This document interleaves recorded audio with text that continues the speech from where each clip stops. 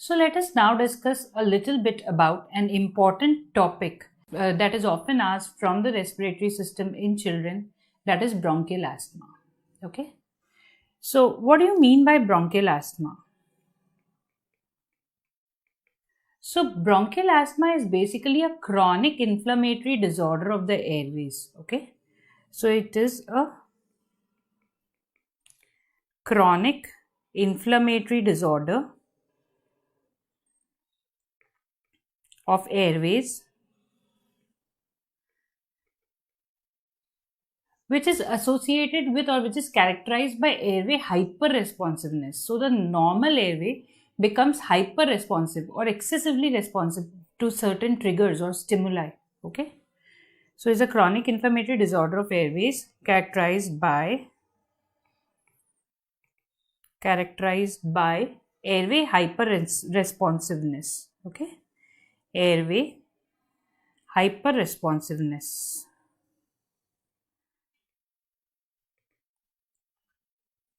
Leading to recurrent episodes of airway obstruction. But these episodes are usually reversible. Okay. So leading to recurrent episodes of reversible airway obstruction. Reversible airway obstruction.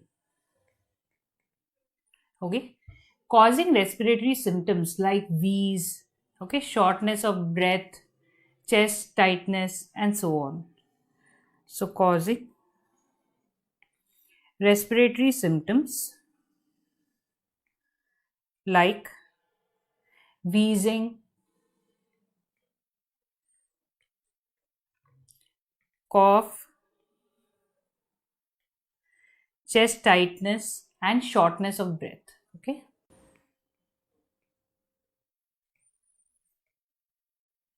So what is bronchial asthma? So basically bronchial asthma is a chronic inflammatory disorder of airways, okay, which is characterized by airway hyperresponsiveness and which leads to recurrent episodes. So it is an episodic illness of reversible airway obstruction and which is manifested by respiratory symptoms like wheezing, cough, shortness of breath, and chest tightness. Okay. Wheezing means a noisy breathing. Okay. A musical kind of sound comes while breathing, which can be audible as such also, or if it is not very prominent, it is audible with a stethoscope. Okay. Mostly it is expiratory, but can be both expiratory as well as inspiratory also. Okay. Now, what are the types of bronchial asthma in children? So there are basically two types of bronchial asthma. Okay.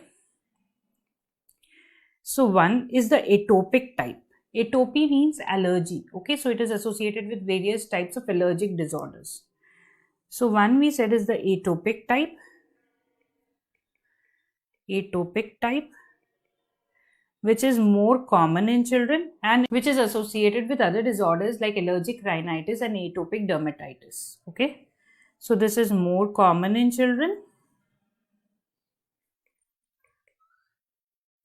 and is associated with other disorders like associated with allergic rhinitis and atopic dermatitis. Okay.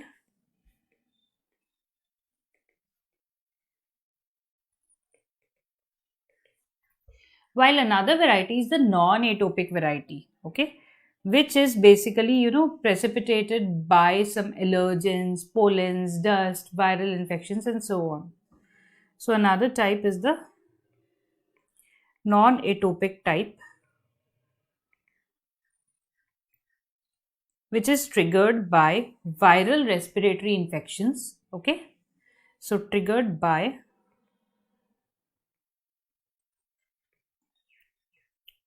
viral respiratory infections, cold air, exercise, and so on. Here there is no role of that allergic thing, okay, as such. So viral respiratory infections, cold air, exercise, excessive laughter, stressful conditions, and so on. So these are basically the two main types of asthma that we see in children. All right. Now moving ahead a little bit about the etiology of asthma. So etiology. In the etiology of asthma, there are some genetic factors, some environmental factors, and some prenatal risk factors that play a role. Okay, so let us look at them one by one. So the genetic factors, they are postulated, not very proven as yet, but it has been seen that on chromosome 5, you have the genes encoding for interleukin 4, 5, and 13, which are important inflammatory mediators in the pathophysiology of asthma, as we'll see. Okay, so which are responsible for coding genes for interleukin 4, 5, and interleukin 13. So it has been seen that polymorphisms of ADAM33 gene has also led to the proliferation of smooth muscles in the wall of airways, which is one of the characteristics seen in bronchial asthma. So polymorphisms of ADAM33, polymorphism of ADAM33, which will lead to proliferation of smooth muscles. Okay, proliferation of smooth muscles. Then beta-2 adrenergic receptor gene mutations are also associated. Beta-2 adrenergic receptor genes and interleukin 4 receptor gene also has been implicated.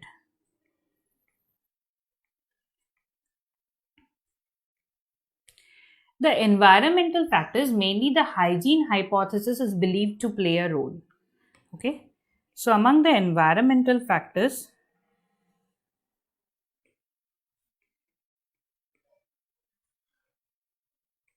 an important one is the hygiene hypothesis.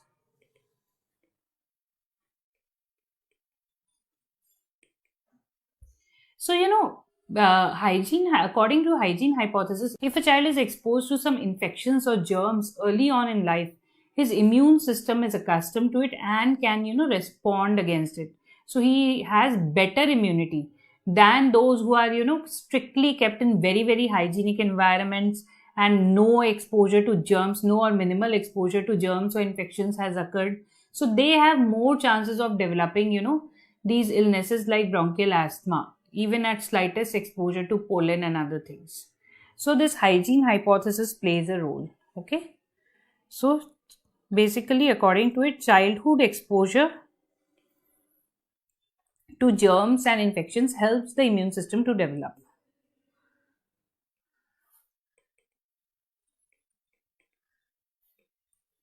Helps immune system to develop. Okay. Apart from that, environmental factors that play a role at home would include dust, animal danders, smoke, which can be due to, the chula which was used previously for cooking, or it could be due to smoking of some family member and so on. Okay. Some prenatal risk factors have also been identified. So prenatal risk factors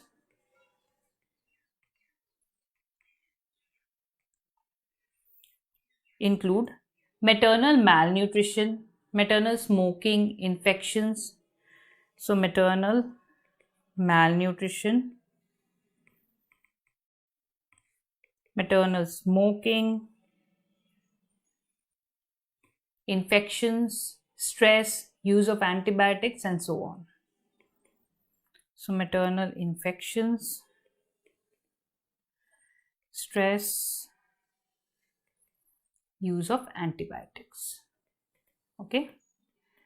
So these are some risk factors which are proposed to play a role in the etiology of bronchial asthma in children. Now some triggers have been identified, like we've already mentioned.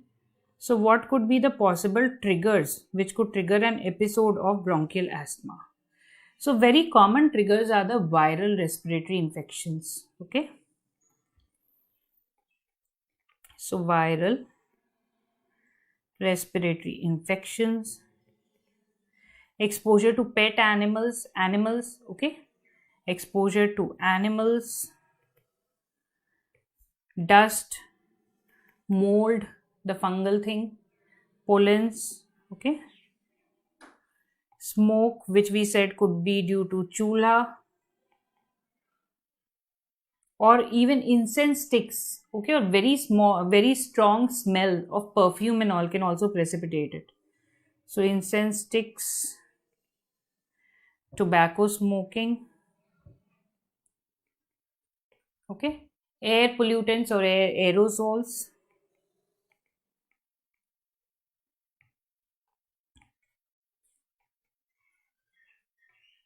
then drugs like aspirin, okay, drugs like aspirin which are COX inhibitors, so they will decrease the level of PGI2 prostacyclin, which helps in bronchodilation, okay. So drugs like aspirin and beta blockers can also act as triggers. All right. So aspirin will inhibit the COX and it will decrease the PGE2 levels, which also help in bronchodilation. So these can be some of the possible triggers. Apart from that, of course, exercise is there, stressful situations is there, excessive laughter, okay, exposure to cold air. So these can be the possible triggers for bronchial asthma in a child. Let us discuss a little bit about the pathophysiology of bronchial asthma, which will help us also understand that what are the drugs or medications that will be helpful in the treatment of bronchial asthma. Okay. So, what happens when there is a first exposure to an allergen? The immune cells of our body get sensitized and they begin to recognize that allergen. And the next time that allergen comes, the body produces a lot of inflammatory response against it, which triggers an episode. So, the first exposure to allergen, what would happen? Now, suppose it is a pollen, okay? A pollen is there,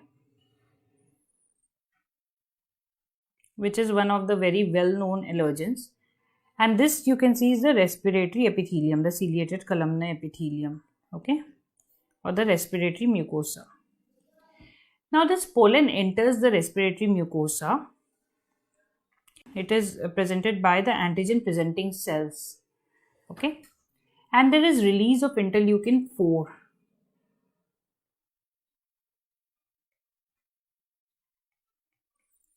Now, this interleukin 4 helps in the conversion of CD4 T cells to Th2 helper cells. So, CD4 cells to Th2 cells, okay, helper cells.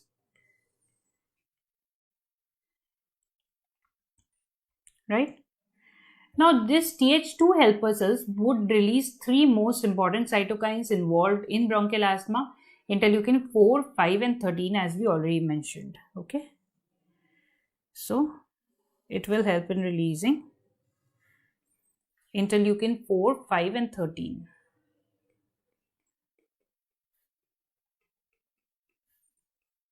Alright. Now, this interleukin 4 will further stimulate the development of CD4 T cells and conversion into Th2 cells. And on the other hand, interleukin 4 will also stimulate B cells to produce IgE. Okay. So, it will stimulate B cells to produce IgE. And this IgE is recognized by the receptors on mast cells. They have the receptors for Fc fragment of the IgE. So, this IgE is recognized by the mast cells which have the receptors for them. They have the Fc receptors for the IgE to attach, and the mast cell will get activated. Okay. So, activation of mast cells and release of histamine, which causes bronchoconstriction. Okay. So, activation of mast cells and there is release of histamine, which causes bronchoconstriction and vasodilatation. Okay. So bronchoconstriction and vasodilatation. Okay. So that is what happens when exposure to allergen occurs for the first time. And remember, some memory cells are also formed and the body learns how to mount an immune response against that allergen. Now, more problem will occur with subsequent exposures to the same allergen. Okay. So let us see what happens then when there is second or subsequent exposures to the same allergen. Now let us see what happens with the subsequent exposures to the same allergen, say pollen. Okay. Here comes the pollen. Now what happens? Now the body recognizes it very well. So body is going to mount a strong immune response against it and very quickly. Okay. So again this pollen is taken up by the antigen presenting cells in the respiratory mucosa. So pollen is taken up by the antigen presenting cells in the respiratory mucosa and a lot of interleukin 4 is released, much more than what was released in the first exposure. So a lot of interleukin 4 is released and very quickly, okay? And it will convert, as we know, the CD4 T cells to the Th2 helper cells. So it will convert the CD4 T cells to the Th2 helper cells. Alright, and there will be the release of interleukin 4, 5 and 13 as we already mentioned. Okay, interleukin 4, interleukin 5 and interleukin 13. Okay. Now this interleukin 4 is again going to activate the CD4 T cells further, plus it is going to activate the B cells. And out of the three mediators, interleukin 4 plays a lot of role in the early immune response seen in bronchial asthma, while interleukin 5 and 13 are mainly involved in a slightly delayed response. So interleukin 4 is mainly involved in the early response, the early phase which is seen in 1 to 2 days, okay, following exposure. So what will happen? The B cells will get activated and will produce more and more IgE. Okay, a lot of IgE is produced and there will be activation of the mast cells, right?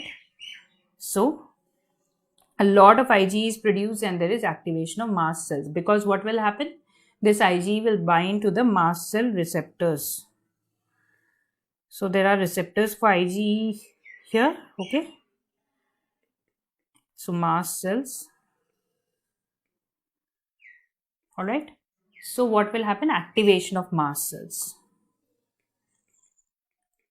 Activation of mast cells. Alright. And mast cells are going to release a large amount of histamine, as we know.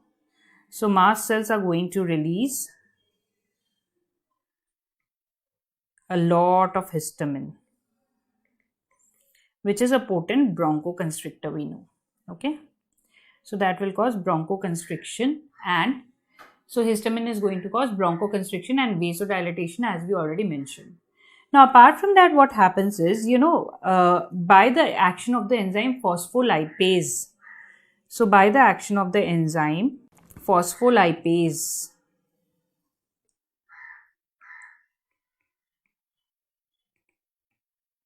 so by the action of the enzyme phospholipase, the arachidonic acid metabolites are formed. Okay. So this arachidonic acid is formed and the COX and LOX pathway are there. Cyclooxygenase and lipooxygenase pathways you must have read in your physiology, pathology. Okay. So you have a COX pathway, cyclooxygenase pathway and a LOX pathway, which is the lipooxygenase pathway. Right. Now, by the COX pathway, the prostaglandins are mainly synthesized. So, first PGG2 is formed and from there you have PGD2 and PGE2, which cause vasodilatation and increased production of mucin. Okay. So, vasodilatation and increased mucin production. Then you also have PGI2, which is produced, and thromboxane A2, not very important in bronchial asthma. Now, by the lipooxygenase pathway, what all are produced? So, lipooxygenase pathway basically leads to the production of leukotrienes.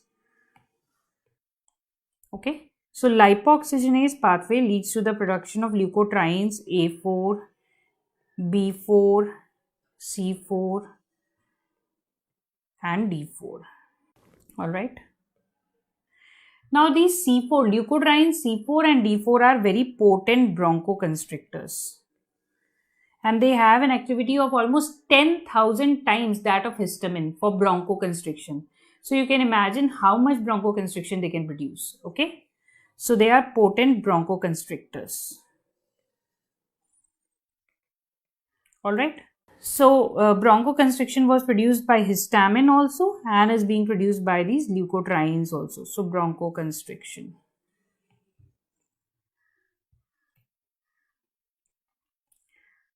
Okay. And we know vasodilatation also. So that is the pathophysiology of bronchial asthma. Okay. So what happens? Let's go through once again before discussing what are the drugs that can be effective. So there is the respiratory mucosa, second time exposure to pollen is occurring, antigen presenting cells presenting it, taking it inside, producing a lot of interleukin 4, which helps in conversion of CD4 T cells to Th2 cells. And there is production of interleukin 4, 5, 13, out of which interleukin 4 is the most important in the early response. And interleukin 5 and 13 are basically involved in the late response. Okay, that is more than 48 hours. So early means 1 to 2 days of exposure and late means beyond 48 hours usually. Now this interleukin 5, what it does, it stimulates the eosinophils. So it increases the eosinophils. Okay. So eosinophils are activated and it releases proteins like major basic protein and eosinophilic basophilic cationic protein. So it releases MBP, major basic protein. Okay. And eosinophilic cationic protein. ECP, eosinophilic cationic protein. And this interleukin 13 also helps in increased mucin production. Okay, a lot of mucus is produced, increased mucin production. Alright, so what happens now? By the action of interleukin 4, the B cells are getting stimulated, producing a lot of IgE. Then there is activation of mast cells, which releases a lot of histamine is there. And the phospholipase enzyme helps in the initiation of synthesis of the arachidonic acid metabolites, the COX pathway, LOX pathway. And we know the leukotrienes C4, D4 are very, very potent bronchoconstrictors, having a bronchoconstricting activity almost 10,000 times that of the histamine. Now, what are the potential therapeutics that we can use here? The drugs that will be effective. Okay. Once you have an idea about the pathway, remembering which drugs will be effective becomes easy. So, because there is a lot of bronchoconstriction, so we can use bronchodilators. Okay. So, bronchodilators like the beta 2 agonists. Okay. The short acting ones like salbutamol, levosalbutamol, and even the long acting ones. Okay. So beta 2 agonists. We can use either short acting beta 2 agonists or the long acting like salmeterol. Okay. Long acting beta 2 agonists. Or what we can use is, we can use anticholinergics like ipratropium, tiotropium. So anticholinergics like ipratropium. Or we can also use as an add-on theophylline, which has both a bronchodilator and anti-inflammatory property, but has a narrow therapeutic margin. So not used as a first-line drug because of the adverse effects possible. So theophylline, which is both a bronchodilator, also an anti-inflammatory drug, but with a narrow therapeutic margin. Alright. What else do we use commonly? So commonly we also use steroids. So steroids will decrease the inflammation. It acts at multiple steps. So steroids are the very important drugs used in bronchial asthma because it is basically an immune mediated illness, as you can see. Okay. So steroids will decrease inflammation. Because remember we said it is a chronic inflammatory disorder of airways. So inflammation will be less, so airway remodeling will be less. Okay. So decrease inflammation. And it also inhibits the leukotriene B4 release. Inhibits the release of leukotrienes. And also inhibits the eosinophils. So it is acting at multiple sites. Okay. Right. Now what are the other drugs you can use? So you can use leukotriene antagonists. So because leukotrienes are playing an important role in the pathophysiology, you can use leukotriene receptor antagonists like montelukast, zafirlukast. Okay. So example, montelukast. What else? You can use this lipoxygenase inhibitor. This lipoxygenase enzyme is leading to the production of the potent bronchoconstrictors leukotrienes. So you can use lipoxygenase inhibitors like xylutone. Lipoxygenase inhibitors like xylutone. Okay. Now steroids we've already mentioned. Remember, steroids can be used in various forms here in bronchial asthma. Inhaled steroids can be used, oral steroids can be used, and in acute severe asthma we can even use IV hydrocortisone. So this steroid can be either oral, so inhaled corticosteroids, or oral corticosteroids, or even IV. Okay. Now there is also some role of the drugs like mast cell stabilizers, because you can see that the activation of mast cells is causing release of these granules and a lot of problems, histamine release and so on. Okay, so you can use mast cell stabilizers. Mast cell stabilizers like cromolyn sodium. Okay, cromolyn sodium and ketotifen.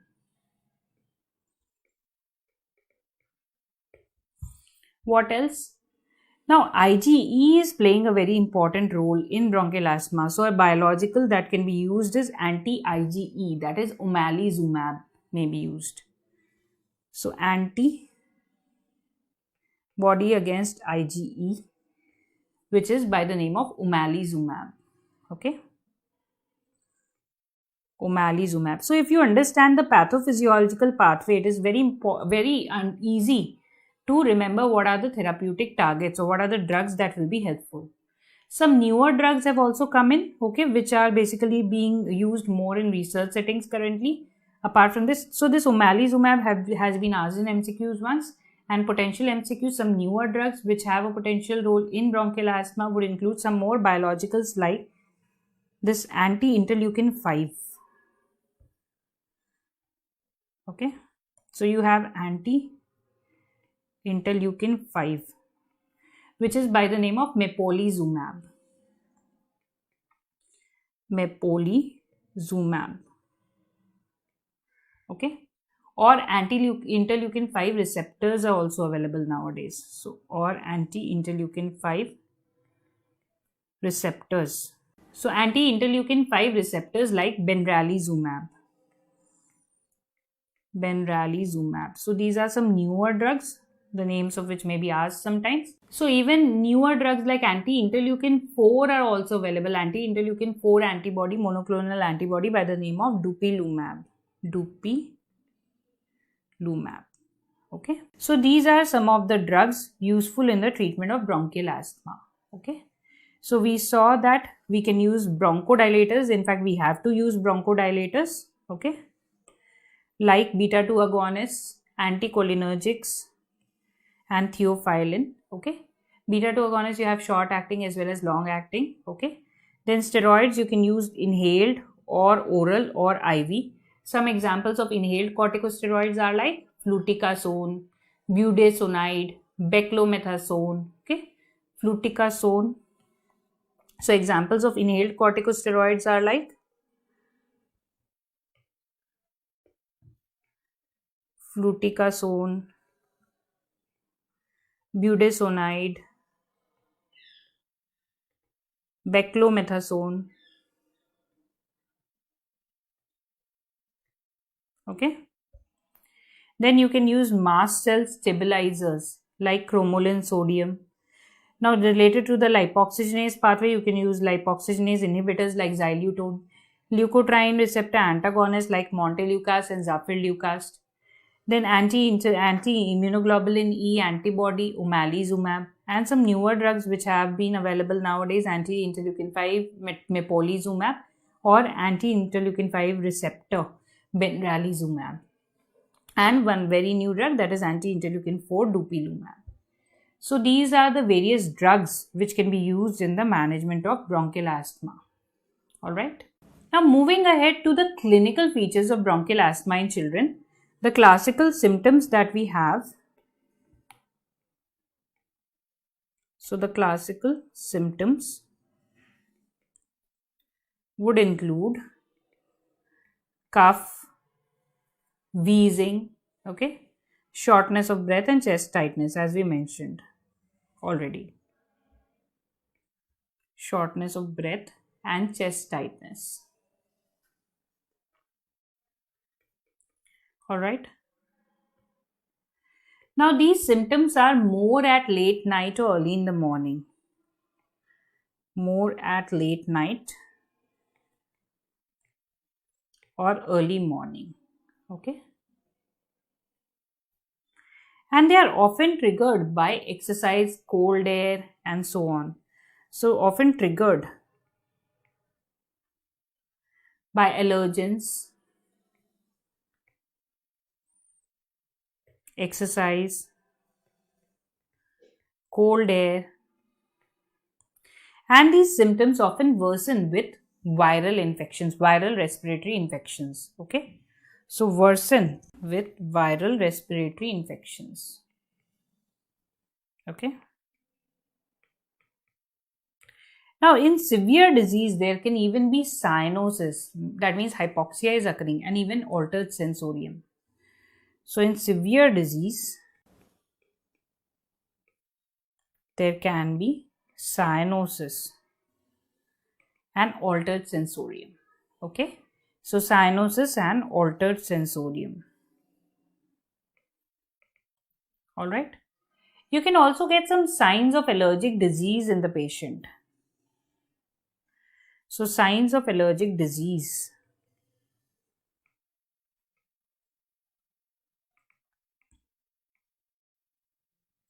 Like some skin rashes suggestive of eczema or atopic dermatitis can be there. Okay, dry, itchy, scaly skin. So, skin rashes suggestive of eczema or atopic dermatitis. Okay, so skin rashes suggestive of eczema or atopic dermatitis, which you must have seen in your dermatology videos. Okay, then there are some Denny's lines which can be there. So Denny's lines are basically bilateral lower eyelid skin folds. So if these are the eyes, okay, you can get some skin folds below the lower eyelids like this. They are called Denny's lines. Okay, so Denny's lines are bilateral lower eyelid skin folds. Bilateral lower eyelid skin folds. Okay, there can be an allergic salute. So what happens, because of allergic rhinitis, the nose is continuously discharging something. So what these children do, they'll do like this. So moving hand upward like this is called, so they are rubbing the nose upward direction. So it is called allergic salute. In fact, this allergic salute, doing this thing can also, it lifts the tip of the nose like this, so it can lead to formation of a transverse crease here. Okay, so there is something called allergic salute, which can even give rise to a nasal crease, which is a transverse line between the middle and lower 1/3 of the nose. So if the nose is like this, now because of the allergic salute, the movement of the hand in this direction, what happens? This part of the nose gets pulled up again and again. Okay, so what happens? There can be a transverse crease formed here. Okay, because this part is getting pulled up. So a transverse crease can be formed between the middle and the lower third of the nose. Okay, So nasal crease can be there. Then there can be something called allergic shyness. That means some blackness or pigmentation around the eyes can be there because of the congested sinuses and nasal cavity and so on. Okay. So darkening around the eyes. Okay. So they are called allergic shyness. So there are some dark circles or pigmentations under the eyes. So dark circles or pigmentation under eyes due to congestion of nose and sinuses. Okay. Due to congestion of nose and sinuses. Okay. In some patients, you can even get mouth breathing where they have, enlarged adenoids. Okay. Or, there is a lot of breathing difficulty because of nasal polyps and so on. So you can get mouth breathers. Okay. In patients with rhinitis with nasal polyps or enlarged adenoids or deviated nasal septum. Okay. Nasal polyps, enlarged adenoids or deviated nasal septum. So these are some additional clues which point towards an underlying allergic disease, okay, in children. Now these are mostly the symptoms. Now what do you get on examination? So on examination of respiratory system, on inspection, you can get signs of increased work of breathing. So there can be retractions, suprasternal, intercostal retractions and use of accessory muscles of breathing, nasal flare and all can be there. So you can get signs of increased work of breathing. Okay, signs of increased work of breathing. All right. And we can get a hyperinflated chest because remember, bronchial asthma is an obstructive airway disease. Okay, so the air which you are taking in is not able to go out properly. So the chest becomes hyperinflated. So you can get increased anteroposterior diameter of the chest of the child on inspection. Okay, so hyperinflated chest can be there. Now the child is having so much of distress, he might have to, splint the respiratory tract using his hands. He might have to, take help to take breathing. So tripod positioning can be there. He'll put his hands like this and breathe like this. Okay, so tripod positioning can be there. Tripod positioning and grunting like this.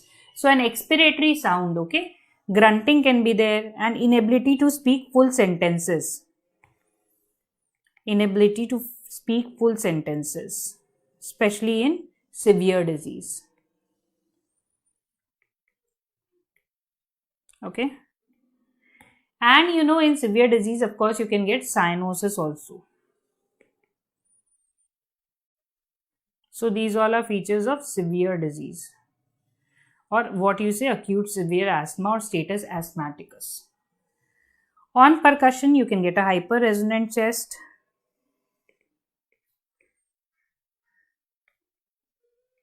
Okay. And on auscultation, prolonged expiration with wheezing. Now, why the expiration is prolonged? Because what happens is it is an obstructive disease. So problem is with taking out of the air. So air is going inside, but it is not being able to expel out properly from the thoracic cavity or from the respiratory system. So the body will try to compensate it by doing a increase, taking more time for expiring out. Okay, so prolonged expiration with wheeze can be there. So auscultation,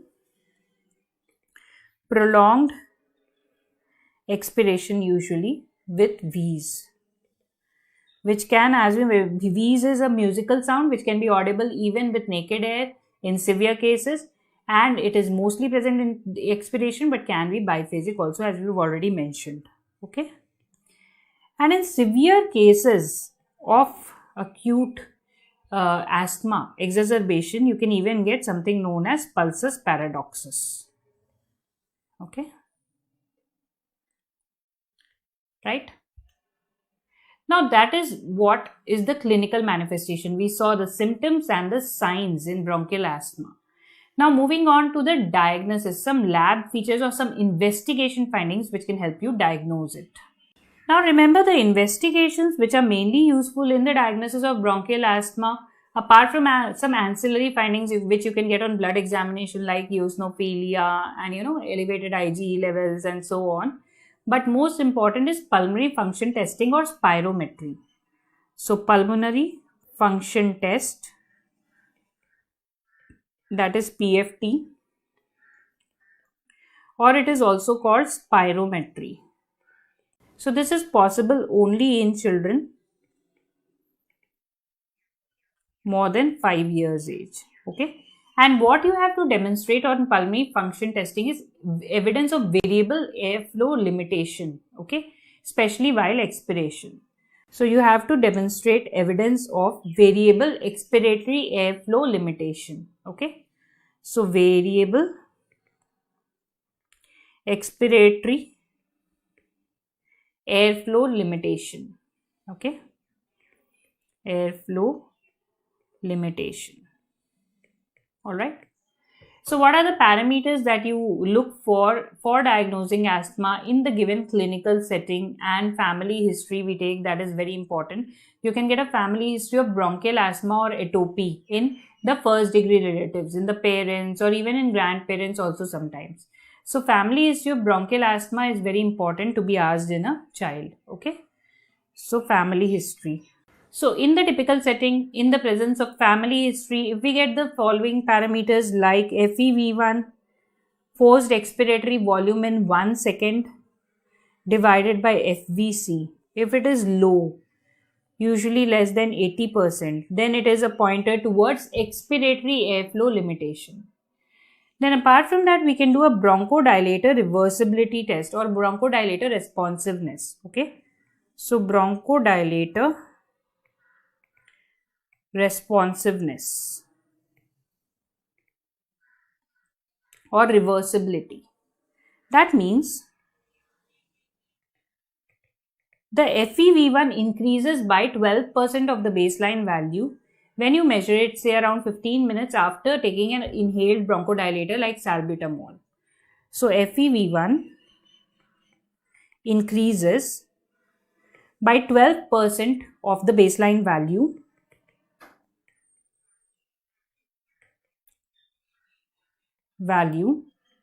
after inhaling a bronchodilator. Okay, after inhaling a bronchodilator. Okay. Similarly, FEV1 increases by 12% 4 weeks after initiation of anti-inflammatory treatment by inhaled corticosteroids usually. So FEV1 increases by more than 12% of predicted after 4 weeks of anti-inflammatory therapy. Okay. So after 4 weeks of anti-inflammatory therapy with inhaled corticosteroids. Okay. Anti-inflammatory therapy. Alright. And average diurnal variability of PEFR also increases, becomes more than 15%. So average diurnal variability of PEFR, peak expiratory flow rate, of PEFR or peak expiratory flow rate is more than 13%. Peak expiratory. So average diurnal variability of peak expiratory flow rate is more than 13%. Alright. So there are some peak expiratory flow meters that are available. So they are basically supportable handheld devices which are not very expensive. Okay. Which can be used at home for monitoring the expiratory airflow obstruction. At home for monitoring the expiratory airflow obstruction in children with bronchial asthma. Expiratory airflow obstruction. Okay. So you can see the peak expiratory flow meter looks somewhat like this. So it is a handheld device like this, and here what you do, the child has to take this part into the mouth and blow into it. Okay, and as much as he able to forcefully blow out, so that much this red indicator will go, and that will indicate the peak expiratory flow rate of the child. And what you have to do is you have to repeat it morning and evening for a few days to know what is the personal best of the child. And then you can compare it with the personal best of the child, that it is decreased by this much percentage. Okay. So, it actually measures how fast one can exhale air out of the lungs. It measures how fast you can exhale air out of the lungs. And what is the interpretation? If there is a fall of 20 to 30% from the baseline, fall of 20 to 30% from baseline indicates impending or current exacerbation. Impending or current exacerbation. Okay. And if the fall is like more than 40%, it indicates a really severe exacerbation. Okay. Now, what are the differential diagnoses? Some mimickers of bronchial asthma. So, if you're looking at the infants, young infants less than 6 months of age. Okay, if you're looking at young infants, then gastric esophageal reflux disease, gastroesophageal reflux disease, aspiration. Okay, if a child aspirates some feeds, bronchiolitis. These are close mimickers. Okay, in the 6 month to 3 years age group, again bronchiolitis becomes very prominent because it is quite common respiratory infection in this age group. Transient wheezers can be there, which can be due to, intercurrent viral infection or something. Okay. Then foreign body aspiration can typically lead to unilateral wheeze. Okay. And sudden episodes of choking and so on. Congenital heart diseases and heart failure can also sometimes present like this. And beyond 3 years age group, it is the transient wheezers and congenital heart disease that comprise the major chunk of the bronchial asthma mimickers. Okay. Moving on to the treatment of bronchial asthma in children. So basically it involves mainly three things rather. One is identify and eliminate the exacerbating factors. Second, and a very important component, is the education of patients and parents, because it is a chronic illness, It's not that like one episode occurred and you forget about it. So a lot of things need to be remembered and taken care of. And basically pharmacological therapy in the form of reliever and controller treatment, that is again very important. So first, talking about the points A and B. Okay, what all can be done? So the house where the child lives should be kept clean and dust free. Okay, house should be kept clean and dust free. Okay. Wet mopping of the floor should be done. So wherever possible, just wet wiping is to be done instead of dry cleaning, which can, make fumes of dust. So wet mopping of floor should be done. Wet mopping of floor and items should be done. Carpets, stuffed furniture, curtains, etc. should be cleaned periodically, which can have a lot of dust. Okay. So carpets, curtains, stuffed furniture, okay, books should be cleaned periodically.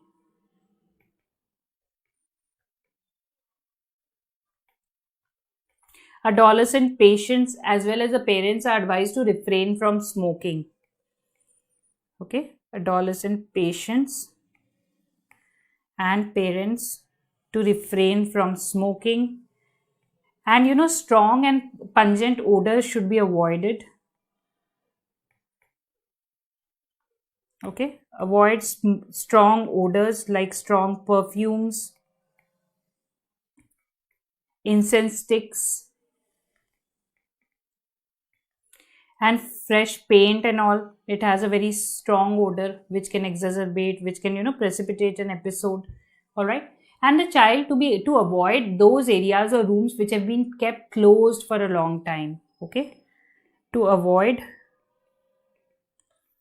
areas that were unoccupied and closed for some days. Unoccupied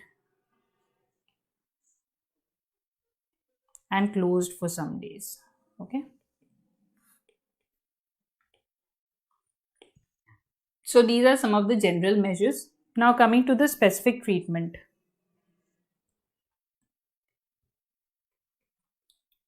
Pharmacological treatment. Now again, this comprises of several things. First is you have to classify the severity. Okay. So classify severity. We'll see how to do it. Assess the risk of exacerbation. Okay. Assess how much is the risk of exacerbation based on whether any other comorbidities are present or not. Select the appropriate medication. Select medication. Select appropriate device for administering the medication. Select appropriate device and route and follow up. Okay. So let us see how do we classify asthma severity into different groups. So the different groups are intermittent, mild persistent, moderate persistent and severe persistent. Mild persistent, moderate persistent and severe persistent. Okay.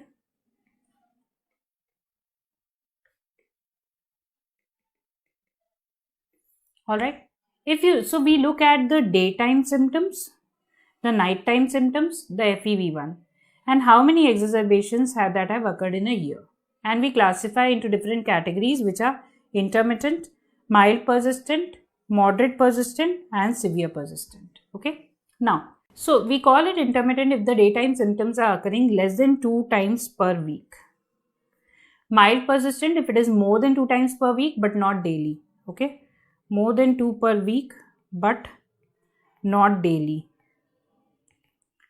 Moderate persistent if the symptoms are occurring daily and severe persistent if it is almost continuous. Alright. Now looking at the nighttime symptoms. If the nighttime symptoms are less than 2 times per month, we call it intermittent. If it is occurring 3 to 4 times per month, we call it mild persistent. If it is occurring more than once per week, it is moderate persistent. While if it is occurring more frequently, it is severe persistent. Okay, more frequent. Based on FEV1, if the FEV1 is more than 85% of predicted, it is intermittent. More than 80% of predicted, it is mild persistent. 60 to 80% of predicted or the personal best, then it is moderate persistent. And less than 60% of predicted or the personal best, then it is severe persistent. Number of acute exacerbations, if it is less than equal to 1 per year, then it is intermittent. Okay, but if it is more than 2 per year, then it is persistent asthma. Okay, greater than equal to 2 per year, it is persistent asthma. Alright, so that is how you classify the asthma into various grades of severity. So we saw intermittent, which has daytime episodes less than 2 per week, nighttime episodes less than 2 per month. We saw mild persistent, which has daytime symptoms more than 2 per week but not daily, nighttime symptoms more than 2 per month but not every week. Then we saw moderate persistent asthma, which has daily daytime symptoms and more than 1 per week nighttime symptoms. And we saw severe persistent asthma, where the daytime symptoms are present continuously and nighttime symptoms are also present more than 1 time per week. Okay. Now, how do you assess the risk of exacerbation? Now, those who have uncontrolled asthma symptoms, of course, they have more chances of exacerbation. So, uncontrolled asthma symptoms. Then some factors can be medication related, like if you have not prescribed inhaled corticosteroids, or poor technique is there, or poor compliance is there. So they increase the risk of exacerbation. So medication related, like inhaled corticosteroid not prescribed, or poor technique, So because how you take the medicine using the spacer, meter dose inhalers and all is important. Poor compliance, okay, and high SABA use. So if short acting beta agonist the person has to take again and again, it indicates that there is a increased risk of exacerbation. If there are comorbidities like gastroesophageal reflux disease, obesity, so comorbidities like obesity, GERD, sinusitis, some food allergies, okay, they also increase the risk of exacerbation. Now, if there is exposure to smoke in any form, chula, okay, or household smoke, all right. Now, if there are some socio-economic or family-related issues, which are stressors also, and which will impair the care of the child also, and having a blood or sputum eosinophilia,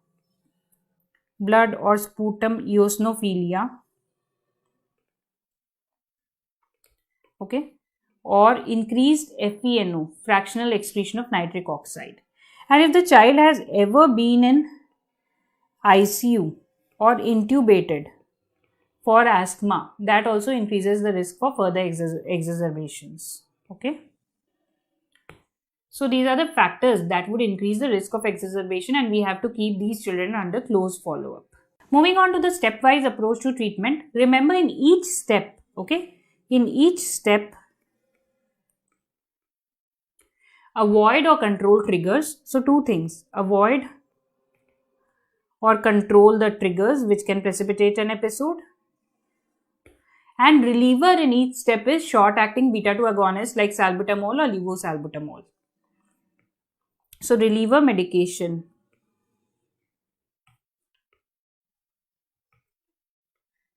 Reliever medication in all steps is inhaled beta-2 agonist like salbutamol, or levosalbutamol can be used, which has a fewer side effects. Okay, so we'll be talking about mainly the controller medications in each step. Okay, so step 1, usually used in those with intermittent asthma. Now, this is a latest update. As per the latest GINA guidelines released in 2019, okay, Global Initiative Against Asthma. So, GINA guidelines. So, as per latest GINA guidelines. So, GINA is the Global Initiative Against Asthma. Okay. Global Initiative for Asthma. As per the latest GINA guidelines in 2019, it is now stated that all patients, irrespective of which category they should fall in, should receive inhaled corticosteroids in addition to the short-acting beta agonist that you're using. So, all patients of bronchial asthma, children or adults, okay, should receive inhaled corticosteroids. Should receive inhaled corticosteroids, either symptom driven, that means as and when the child is having symptoms, or daily. So either symptom driven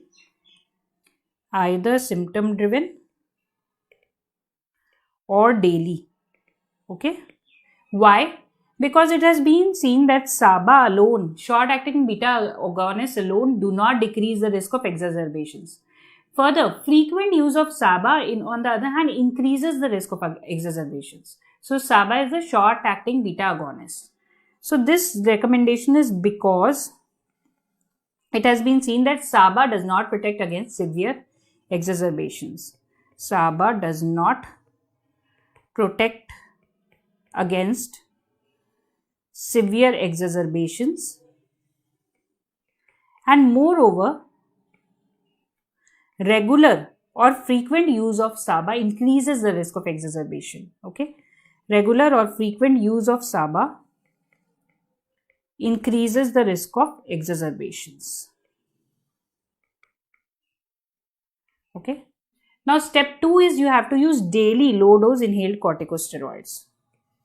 Daily low dose inhaled corticosteroids or daily leukotriene antagonists like montelukast.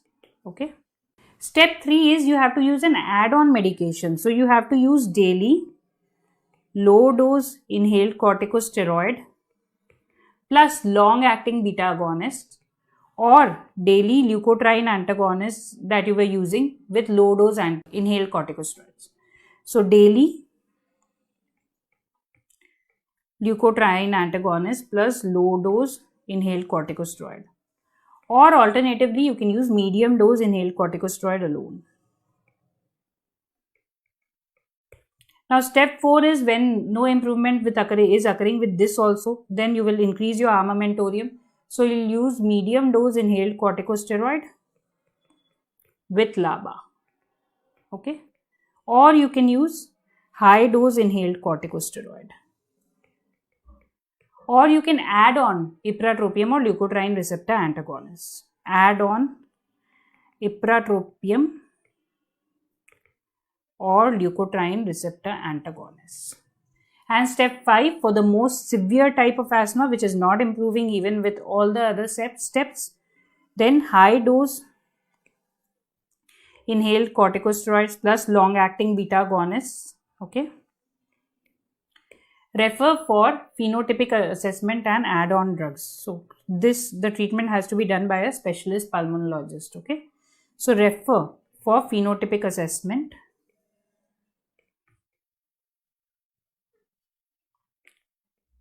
So refer for phenotypic assessment and add-on therapy, like you can use anti-IgE, omalizumab and so on, okay, and add-on therapy.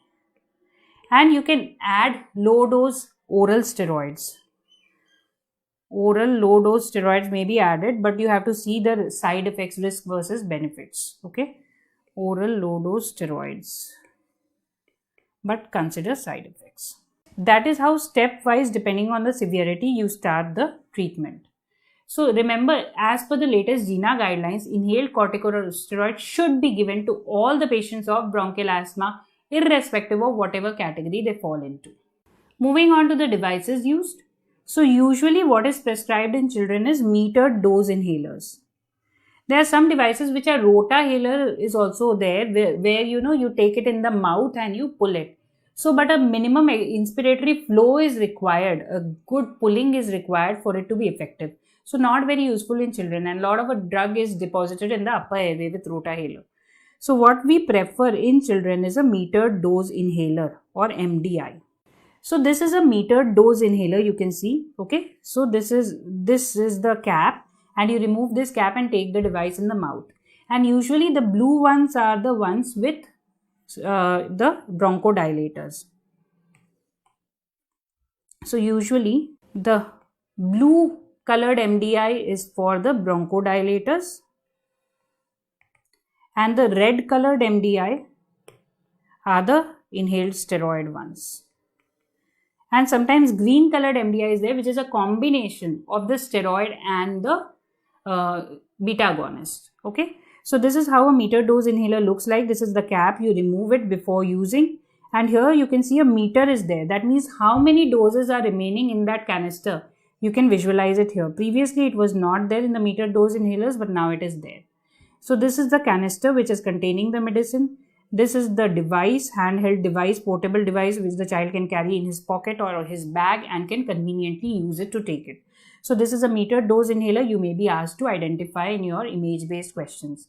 So blue one usually is bronchodilator. Remember, blue for blue, B for B, and red is for steroids, and green is for a combination of bronchodilator and steroids.